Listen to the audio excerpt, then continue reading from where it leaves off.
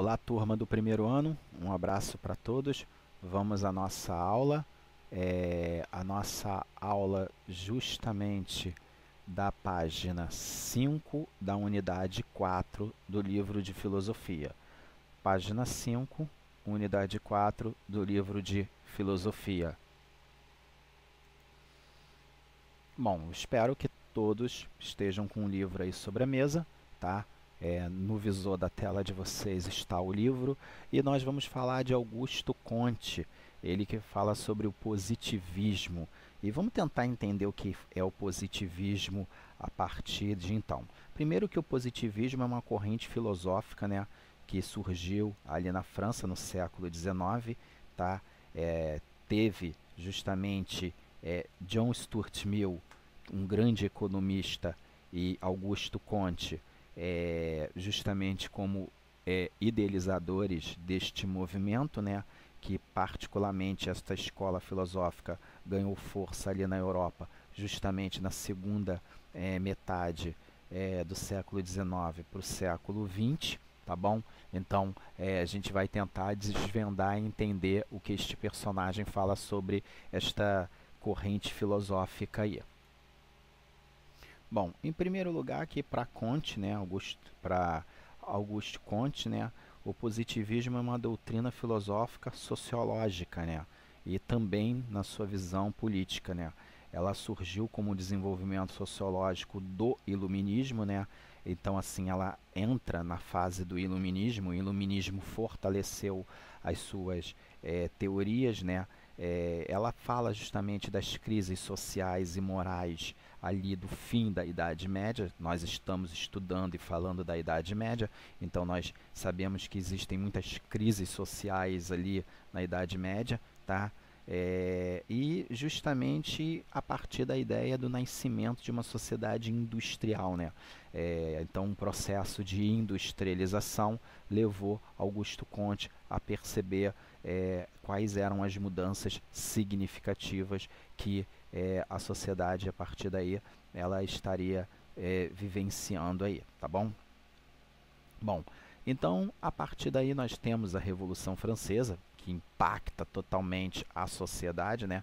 Como eu disse anteriormente, é a matéria do segundo ano, e eu já disse para o segundo ano que a Revolução Francesa é interessante, que é a primeira vez que um monarca ele cai pelas mãos de um povo. Então ele cai do governo pelas mãos de um povo. Isso é uma coisa totalmente inédita. Em primeiro lugar, né, temos que entender que o positivismo defende a ideia de que o conhecimento científico é a única forma de conhecermos verdadeiramente. Então, a única forma de se você conhecer verdadeiramente é através justamente do conhecimento científico. Não existe outra, né? Essa é a grande análise. Então, o conhecimento científico ele é capaz de transformar a sociedade, transformar o mundo como um todo, né? E aí a gente pode se afirmar, né, que essa teoria, né, dentro dos métodos científicos, né, da razão, né, elas desenvolveram o positivismo ali, né. Então esse é o principal ponto ali do nosso personagem ali, que vai falar e vai defender as suas ideias através daquilo que ele chama justamente sobre a lei dos três estados, né, que se encontram nessa. Então vamos acompanhar que na página, na mesma página, na página 5, logo lá em cima, a ideia principal dele era falar da lei dos três estados. Então você já pode colocar justamente aqui, ó, venha escrever aqui. Então você já pode escrever aqui do lado a sua teoria, justamente que fala sobre a lei dos três estados ali, tá bom, galera? Não esqueçam disso aí. Bom, o primeiro estado, né, o ser humano, na realidade, ele fala da sua realidade, ele fala das suas entidades, ele fala dos processos que são sobrenaturais, tá? Ele busca responder quem somos, de onde viemos e para onde vamos, tá? Essa daí é a primeira teoria dele ali, né? Então, o primeiro estado, né? O primeiro estado é a análise do sobrenatural, tá? Essa é a grande análise, né? O próprio autor fala ali, a resposta das grandes dúvidas está no campo do sobrenatural, né? Então, o que é o sobrenatural para ele aqui? O sobrenatural é o que você é, para onde você vai, né? Então, quem você é? Para onde vamos? Quem somos? Para onde iremos? Né? Então, o primeiro estado aqui, né, é a ideia do sobrenatural. Então, o sobrenatural é a principal análise dele ali. E depois disso, né, ele vai para o campo, né, da metafísica. Pode colocar aqui do lado, tá, galera? No livro de vocês, para quem tem o livro, né?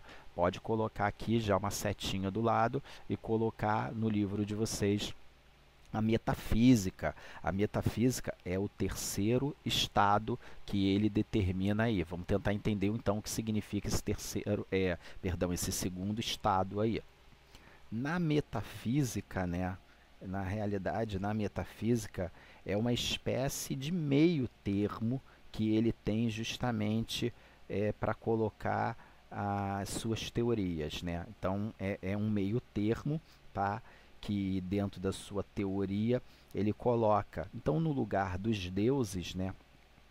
Ele não vai usar deuses, mas ele vai usar o que? A chamada entidades ali, né? As entidades, né? E ele chama das entidades abstratas, né? Então, para falar de uma realidade que não é real, ele vai utilizar algo abstrato ali, a partir de então, para definir ou se relacionar com alguém. Lembrando que nesse processo aqui de metafísica, tá? Ainda prevalece e ainda existe, tá? A pergunta que você faz na primeira questão, no primeiro estado, né? Se no primeiro estado você diz para onde vamos, para onde iremos, como ainda se tem a teoria, perdão, da metafísica, né? Você vai misturar teologia com positivismo. Por isso que você fala das entidades. Você não fala de deuses ou de Deus, mas você fala muitas vezes de ações sobrenaturais que podem ou não dar sentido a alguma coisa. E agora aqui no terceiro estado, tá? Vamos, galera, preste atenção, vamos colocar aqui. Lá no terceiro estado, né? A partir daí é colocado como a etapa final da teoria de Augusto Comte. O que ele quer dizer aqui? Bom, na realidade, o terceiro estado é o positivismo, né? O positivo, né? Então, no positivismo, nós temos uma coisa interessante para ele. Ele fecha o primeiro, o segundo, no terceiro estado, ele fecha a sua linha de pesquisa, de pensamento, ele sela a partir daí do porquê, da onde você vai, quem nasceu primeiro, o ovo ou a galinha, ele fecha isso. E no positivismo acontece uma coisa totalmente diferente, essa é a etapa final, então você pode colocar aí já que é a etapa final. Não se busca mais o porquê das coisas, mas sim como por meio da descoberta e estudo das leis naturais. Ou seja, o que ele quer dizer? Com as relações constantes das sucessões da existência de alguma coisa. Então você vai buscar a razão, né? A lógica, a ciência, para poder definir os fatos. Então, se antes você dizia aquela questão de que o universo foi criado justamente pelo aquilo que diz lá no livro de Gênesis, né, que Deus fez o céu e a terra, Augusto Comte ele vai falar, não, vamos embasar isso em teorias científicas, né, para comprovar essa existência. E vem aí, né, a teoria do Big Bang, que é a comprovação até no que está no livro de Gênesis, né, da criação do universo. O positivismo ele força isso. Não existe mais o porquê, mas existe uma resposta mais sólida, mais forte e mais nítida a partir das suas colocações, das suas ideias. E aí, de repente, você vai falar, E o positivismo no Brasil? O positivismo no Brasil, ele entrou como lema na ordem da nossa bandeira.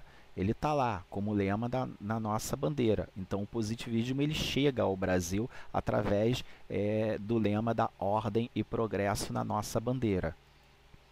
É óbvio, evidente, que o positivismo ele não tem nada a ver com a proclamação da República no Brasil, tá? Ele não tem nada a ver, pelo contrário, mas os positivistas eram justamente muito mais centralizados nas suas políticas, né? Então, assim, o positivismo na política ele ganhou muita força justamente pela capacidade racional de aprimorar e melhorar a política, né? Então, quando você fala ordem e progresso, é uma corrente filosófica do positivismo que tem um desejo justamente, uma ansiedade justamente de promover o bem-estar social de uma nação. Tivemos muitos políticos positivistas, justamente, principalmente no processo histórico de construção ali do próprio Estados Unidos ali, né? Como um todo ali. Então nós tivemos muitos desses processos históricos ali, tá bom? Então a gente atribui esta grande figura ali, a figura de Augusto Comte, né? A partir das ideias do positivismo dentro deste século, que vai marcar uma corrente totalmente diferente ali. Tanto ele e John Stuart Mill, né, que formaram esta capacidade de liderança, de alteração das suas respostas, né, a partir daí então, se colocando também mudar não só o comportamento, mas também as ações da política, que passa a ser mais, a trabalhar mais com a razão. O objetivo da política era ser mais racional para dar respostas rápidas para a sociedade como um todo. Bom, galera, migrando para a página 6 da unidade 4, vocês estão se deparando com esse título aqui, no livro de vocês, e o que é o existencialismo, né? Primeiramente que o existencialismo, né, ele foi criado pelos adeptos de uma escola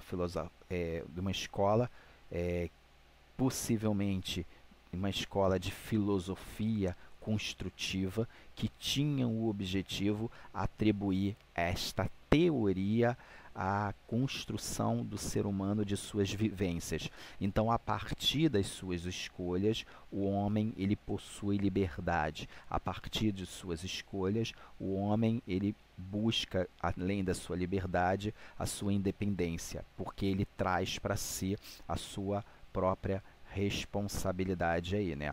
Então, esse é o primeira questão.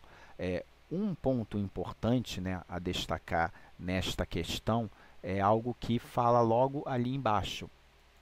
Logo ali embaixo, você vê lá no segundo parágrafo, que eu marquei para vocês, que o homem é condenado a ser livre. Você vai falar, poxa, peraí, o que isso tem a ver? Ser livre é ruim? Não, pelo contrário.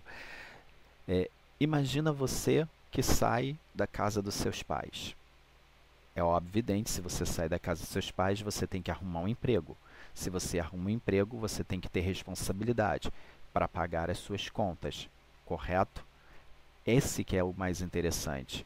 A partir daí, esta sua saída para a sua independência significa que esta condenação de ser livre é justamente dizer que a partir de agora você é livre, mas você tem compromisso, você tem justamente a responsabilidade. Então, ser livre aqui é chamar você para responsabilidade. Então, o ser livre aqui é esse, é te chamar para a responsabilidade, não é? Então, a liberdade, ela exige sacrifício. A liberdade, como a liberdade ela vem exigir sacrifício, além de exigir sacrifício, ela exige também a responsabilidade, o amadurecimento da sua vida. Por isso que o autor aqui, quando ele fala justamente que o homem é condenado a ser livre, não é uma situação negativa que o autor aqui ele vem falar. Não, pelo contrário, o autor aqui, quando ele vem falar justamente de liberdade, ele fala das angústias que você vai tendo ao longo da sua vida. Mas, na verdade, o existencialismo, ele também atribui a sua experiência. As experiências que você, ao longo da sua vida, teve para formar você como pessoa. Agora nós vamos na página 6 ainda, falar de Soren. Você vai falar o que Soren defende. O que Soren tem muito a ver com o existencialismo. Lembra que eu falei que o homem é condenado a ser livre? Então essas escolhas, suas escolhas, né, vão definir quem você é.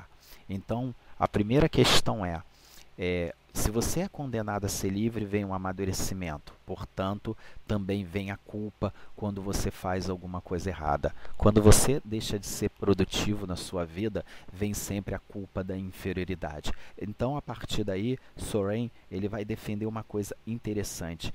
Ele vai, para eu resumir esse texto para você entender melhor o que esse texto ele quer dizer, Soren ele vai defender justamente as consequências das ações humanas.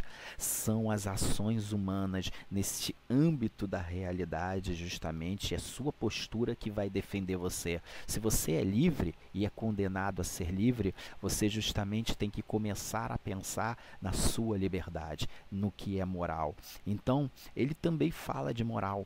O próprio filósofo, ele vai falar de moral que está presente justamente no nosso cotidiano do dia a dia. E ele vai dizer absolutamente que muitas das vezes esta moral ela é quebrada justamente por questões e decisões que você vai adotando ao longo da vida. Então, muitas das vezes, as suas decisões, as decisões que você vai tomando ao longo da sua vida, da sua trajetória de vida, estas decisões, às vezes, ela te tira da sua família. Se você teve uma família estruturada, com ética, com postura, agora que você é livre, tem a liberdade, talvez o poder das escolhas que você vai ter agora, esta escolha de decidir, talvez ela vai botar em xeque a sua moral, a sua ética, e você vai muitas vezes tomar decisões essas que vão colocar você justamente num cenário não muito bom, um cenário um pouco delicado. É como um médico, né? É como um médico que muitas das vezes ele entra numa sala de cirurgia e existem dois pacientes ali e ele sabe que tem que tomar uma decisão. Tivemos a escolha de Sofia, né? A escolha de Sofia, depois a gente comenta sobre isso. A história da escolha de Sofia é um depoimento até interessantíssimo. E a escolha de Sofia automaticamente ela significa tomar decisões difíceis, né? É como muitas vezes o médico que numa sala de cirurgia, como eu disse anteriormente, tem que decidir qual paciente vive e qual paciente morre. Isso é uma coisa que você vai levar para a sua vida inteira, esse sentimento de culpa. E Soren ele vai falar justamente disso. Ele vai falar do conceito de angústia, ele vai falar justamente dessas experiências pessoais, ele vai falar justamente da realidade, da questão sobrenatural que vai lhe assombrando, das visões românticas, dos sentimentos que vão passando sobre você, sobre as decisões difíceis que você tem que tomar ao longo da sua vida, até mesmo dentro dos seus relacionamentos. Isso tudo porque dentro do existencialismo nós estamos condenados a nossas próprias escolhas.